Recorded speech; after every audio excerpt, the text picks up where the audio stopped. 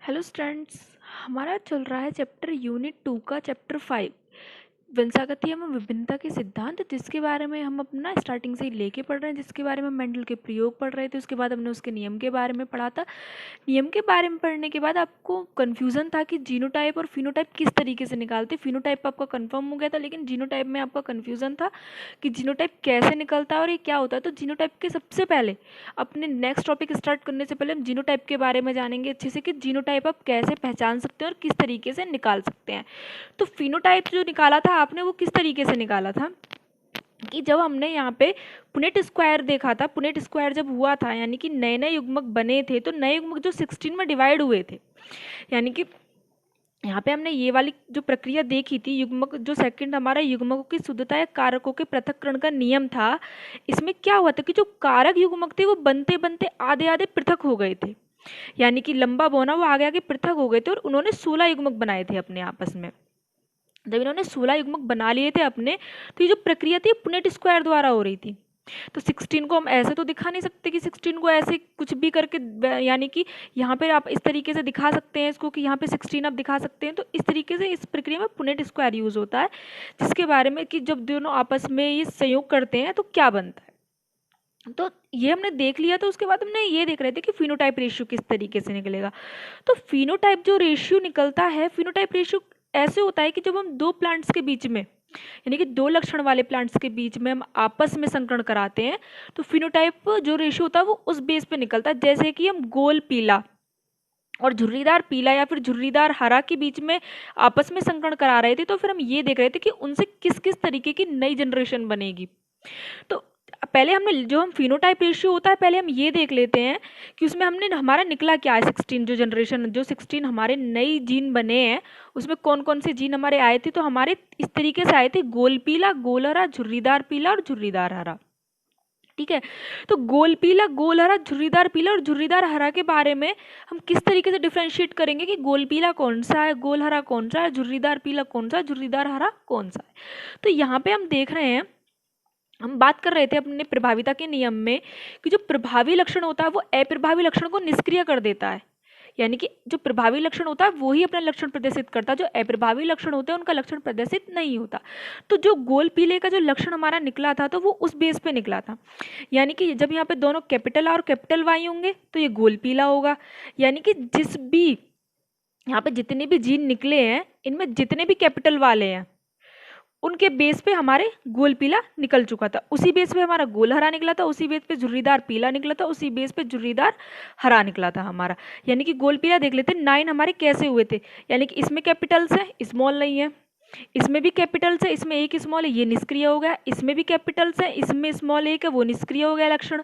इसमें भी कैपिटल्स है, तो इसमें भी जो कैपिटल स्मॉल है वो निष्क्रिय हुए हैं। यहाँ पे भी स्मॉल निष्क्रिय हो गया, कैपिटल हो गया। यानी कि 1 2 3 4 5 हमारे हो गए।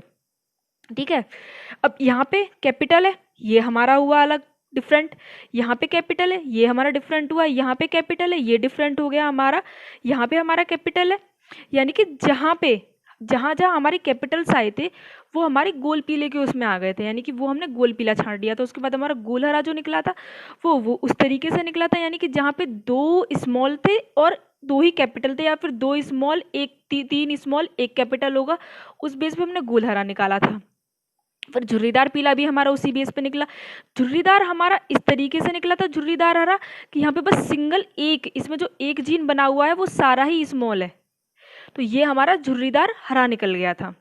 यानी कि क्योंकि ये अप्रभावी लक्षण है, यहाँ पे प्रभावी लक्षण कोई शो नहीं हो रहा था। ठीक है। अब बात करते हैं जीन प्रारूप यानी जीनोटाइप निकालने की। जीनोटाइप किस तरीके से निकालेंगे। तो जो जीनोटाइप होता है हमारा, जब कोई भी युग्मक आपस में, जब कोई भी युग्मक डिवाइड होता है, यानी कि जब कोई भी युग्मक अपना युग्मनज बनाता है, यानी कि अपने जो गुणसूत्र होते हैं, अपने गुणसूत्र को वो रिलीज करता है, उसको बोलते हैं हम जीनोटाइप, यानी कि जीन निकालना। जीन हमारा इस तरीके से नहीं दिखता, जीन आपको डिफ्रेंशिएट करना आना चाहिए किसी भी उसमें से। तो जैसे कि मान लेते हैं कि ये हमारा एक प्लांट है गोल, और हमने इसकी आपस में करा दी किसी दूसरे झुर्रीदार से, हमने आपस में इसकी झुर्रीदार से संकरण कराया है। ये हमारा कैपिटल टी है, ये हमारा स्मॉल टी है।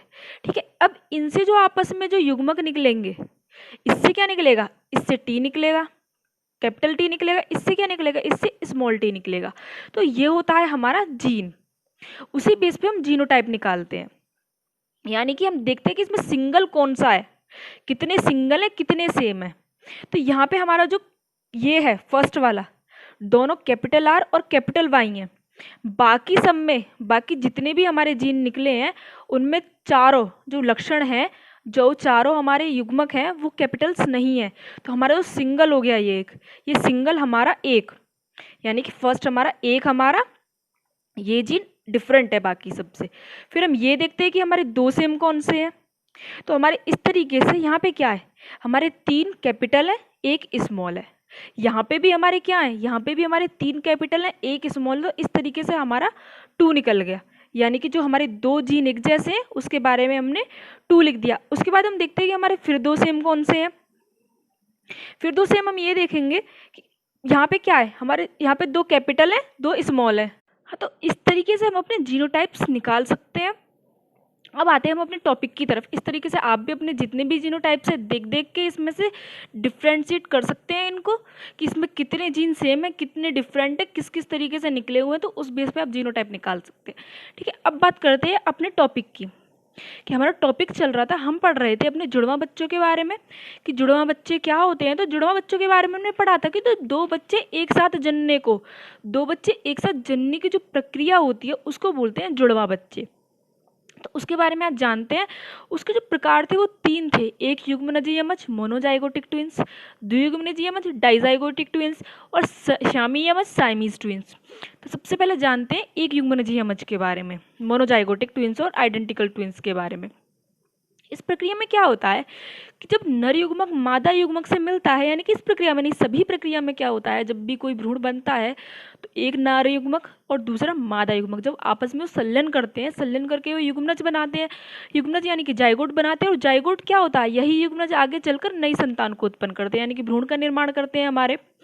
और ये प्रक्रिया क्या होती है, ये प्रक्रिया समसूत्री विभाजन द्वारा होती है, यानी कि समसूत्री विभाजन द्वारा वो 2 से 4, 4 से 8, 8 से 16, 16 से 32, 32 से 64, इस तरीके से वो डिफ्रेंशिएट होते चले जाएंगे। और 64वां जो हम जब 64 सेल में डिवाइड हो जाएगा वो, तो 64 सेल में जब डिवाइड हो जाएगा तो वो जाके भ्रूण से चिपक जाएगा, यानी सॉरी गर्भाशय से चिपक जाएगा। गर्भाशय से चिपकने के बाद फिर वो पूरा उसमें 9 महीने का प्रोसेस होता है। 9 महीने के प्रोसेस में वो जो बेबी होता है यानी कि वो डेवलप होता रहता है। ये होता है हमारा भ्रूण का निर्माण। ठीक है, तो इस प्रक्रिया में क्या होता है कि प्रक्रिया समसूत्री विभाजन द्वारा होती है। समसूत्री विभाजन में जो गुणसूत्रों की संख्या होती है वो समान होती है, यानी कि अगर एक्स वाई आपस में संलयन करते हैं, यानी कि फीमेल का एक्स और मेल का वाई, जब ये दोनों आपस में मिलते हैं तो जो गुणसूत्र जो विभाजित होता है 2 से 4, जो 4 से 6 में जो विभाजित होगा वो एक्स वाई ही होगा। और अगर ऐसा होता है कि जो आपस में जब मेल और फीमेल के एक्स एक्स गुणसूत्र आपस में मिलते हैं तो जो गुणसूत्र विभाजित होता है वो ब्लास्टोमेयर में, वो भी क्या होता है, वो भी एक्स एक्स ही होगा। यानी कि गुणसूत्र के उसके ऊपर है, संयोग के ऊपर है कि जब गुणसूत्र आपस में जब संलयन करते हैं तो उसी हिसाब से इनमें ब्लास्टोमेयर वाली प्रक्रिया होती है। तो एक गुणसूत्र जो होता है पूर्ण विदलन ब्लास्टोमेयर के द्वारा होता है, यानी डायग्राम के द्वारा इसको देखते हैं कि ये मैंने एक आपको डायग्राम बनाया हुआ है। इस डायग्राम में हमें ये पता है हमारी फिम्बरी होती है। फिम्बरी से क्या होता है, यहाँ पे ओवरी चिपकी हुई होती है। ओवरी में क्या होता है, ये मादा युग्मक होते हैं इसके अंदर। मादा युग्मक कौन कौन से हो सकते हैं, एक्स एक्स भी हो सकते हैं, एक्स वाई भी हो सकते हैं, कुछ भी हो सकता है मादा युग्मक, यानी कि 23 टाइप्स के गुणसूत्र होते हैं इसके अंदर। तो ये हमें पता होता है। हम अपने मेंस्ट्रुअल साइकिल में, मासिक चक्र में हम ये पढ़ रहे थे कि जो फीमेल्स होती हैं उनमें 28 दिन में एक अंडे का निर्माण होता है, यानी कि उनमें डे बाय डे निर्माण नहीं होता एक अंडे का, 28 दिन में एक अंडे का निर्माण होता है। और वो जो अंडा बनता है उसमें क्या होता है, वो मासिक चक्र समाप्त होने के बाद 13 दिन, मासिक चक्र के समाप्त होने के 13वें दिन वो उसमें क्या होता है, वो अंडा पूर्ण रूप से विकसित होता है और वो 24 घंटे के लिए सक्रिय रहता है। उस टाइम पे जो भ्रूण वाली जो प्रक्रिया होती है, उस टाइम पे ही जो मादा होती हैं वो क्या करती हैं, उस टाइम पे मादा क्या करती है, वो गर्भ धारण करती हैं। यानी कि मासिक चक्र समाप्त होने के 13वें दिन या 14वें दिन जो अंडा 24 घंटे सक्रिय रहता है उस टाइम पे वो गर्भ धारण कर लेती हैं। तो उस प्रक्रिया को जानते हैं कि इसमें होता क्या है कि एक युग्मनजी यमज जो होता है वो किस तरीके से डेवलप होता है। जो मादा युग्मक होता है, मादा युग्मक में क्या होता है कि मादा युग्मक में आपस में ये मादा युग्मक यहाँ से यहाँ पहुँचेगा, ठीक है, और जो मेल गुणसूत्र होता है, मेल जो स्पर्म होता है वो स्पर्म यहाँ पे होता है, वो यहाँ से पहुँचते पहुँचते यहाँ पहुँचेगा, यहाँ पे आपस में इन दोनों का फ्यूज़न होगा। ठीक है, यहाँ पे इन दोनों आपस में दोनों मिलते हैं, यहाँ पे मिलने के बाद जो युग्मनज होता है, जो गुणसूत्र होता है वो एन टाइप होता है, और जो युग्मनज होता है वो भी एन टाइप होता है। आपस में ये क्या हो जाते हैं, 2n हो जाते हैं, यानी कि गुण ये गुणित होते हैं आपस में, फिर बाद में ये क्या हो जाते हैं, बाद में द्विगुणित हो जाते हैं। ठीक है, यहाँ पे क्या होता है कि फिर यहाँ पे ब्लास्टुला वाली प्रक्रिया होती है, यानी कि दोनों सेपरेट हो जाएंगे। सेपरेट होने पे दोनों 2 से 4 बनाएंगे कोशिका, फिर 16 बनाएंगे, फिर 32 बनाएंगे, फिर 64 बनाएंगे, और फिर यहाँ पे गर्भाशय से चिपक जाएंगे। चिपकने के बाद क्या होगा, इसमें भ्रूण का निर्माण हो जाएगा। ये भ्रूण क्या होता है, भ्रूण अपना 9 महीने तक इसमें प्रोसेस कंटिन्यू चलता रहता है। तो ये होता है एक युग्मनज यमज, यानी कि इस तरीके से एक सिंगल बच्चा, सिंगल भ्रूण तैयार हो जाना। ये होता है गर्भाशय, ये होता है मोरूला। इसमें एमनियोटिक फ्लूइड होता है चारों तरफ। एमनियोटिक फ्लूइड से क्या होता है कि बच्चे को पोषण मिलता रहता है, जो भ्रूण होता है अंदर उसको पोषण मिलता रहता है, वो अपना डेवलप करता रहेगा एमनियोटिक फ्लूइड के थ्रू। एमनियोटिक फ्लूइड क्या होता है, उसको बाहरी जो आघात होते हैं उनसे भी रक्षा करता है एमनियोटिक फ्लूइड, यानी कि पूरे 9 महीने जो बच्चा होता है वो एमनियोटिक फ्लूइड के अंदर ही रहता है। अब आता है हमारा द्वियुग्मनज यमज, यानी कि डाइजाइगोटिक ट्विंस। अब हमारा डाइजाइगोटिक ट्विंस क्या होता है, इसमें क्या होता है कि जब दो बच्चे एक साथ पैदा होते हैं, हम देखते हैं कि वो तो ट्विंस पैदा हुए हैं, कि एक लड़का हुआ है एक लड़की हुई है, या फिर दोनों ही लड़की हुई हैं, या फिर दोनों ही लड़के हुए हैं, वो होता है हमारा डाइजाइगोटिक ट्विंस। इसमें क्या होता है कि जो दो अंडाशय होते हैं, एक साथ निकलने की प्रक्रिया, एक साथ बनने की प्रक्रिया, यानी कि दो अंडाशय में दो भ्रूण बनने की एक साथ जो प्रक्रिया होती है वो होती है द्वियुग्मनज यमज कहलाती है। इस वाली प्रक्रिया में क्या होता है कि इस वाली प्रक्रिया होती सेम वैसे ही है, लेकिन इसमें क्या होता है कि इसमें कभी कभी जो मादा जो होती है उसमें क्या होता है, जैसे हम बात कर रहे थे कि मेंस्ट्रुअल साइकिल में 24, उसमें मेंस्ट्रुअल साइकिल में 28 दिन में एक एग बनता है, एक अंडा बनता है उसमें, लेकिन कभी कभी ऐसा होता है कि उसमें कभी कभी 28 दिन में 2 एग भी डेवलप हो जाते हैं। जब ये 2 एग डेवलप होंगे तो 2 एग जब क्या होगा, तो 2 एग जब बन जाएंगे, जब ये 2 एग डेवलप होते हैं तो इनमें क्या होता है कि जो गुणसूत्र जो मेल स्पर्म होता है, यानी कि जब ये 2 एग यहाँ पे दोनों ही पहुंचेंगे, दोनों ही यहाँ पे आएंगे, दोनों क्या करेंगे, दोनों आपस में यहाँ पे सेपरेटली रहते हैं, यानी कि अलग अलग रहते हैं यहाँ पे ये, लेकिन आपको यहाँ पे चिपके हुए दिखाई दे रहे होंगे, लेकिन यहाँ पे सेपरेटली रहते हैं।